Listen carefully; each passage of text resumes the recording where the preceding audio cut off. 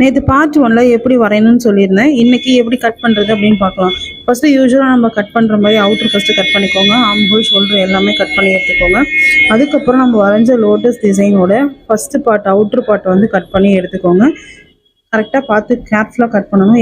எல்லாமே க்யூவ் ஷேப் அப்படிங்கிறதுனால ஒவ்வொரு பெட்டல்ஸாக நீங்கள் என்ன பண்ணுங்கள் அப்படின்னா பொறுமையாக கட் பண்ணுங்கள். கட் பண்ணி முடிச்சதுக்கப்புறம் எங்கெங்கே எக்ஸஸ் கொடுக்கணும் அப்படிங்கிறத நான் சொல்லிடுறேன்.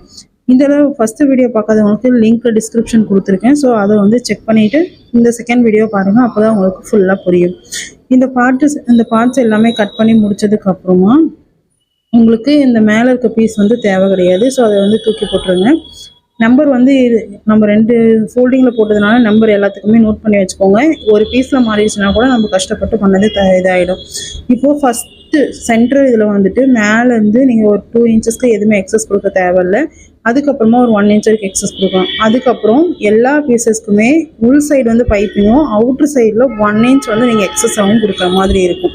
நான் ஆரோ மார்க் போட்டு காட்டியிருக்கேன் இல்லையா, உள் சைடு பைப்பிங் அண்ட் வெளிப்பக்கமாக நீங்கள் 1 இன்ச் எக்ஸஸ் கொடுக்கணும்.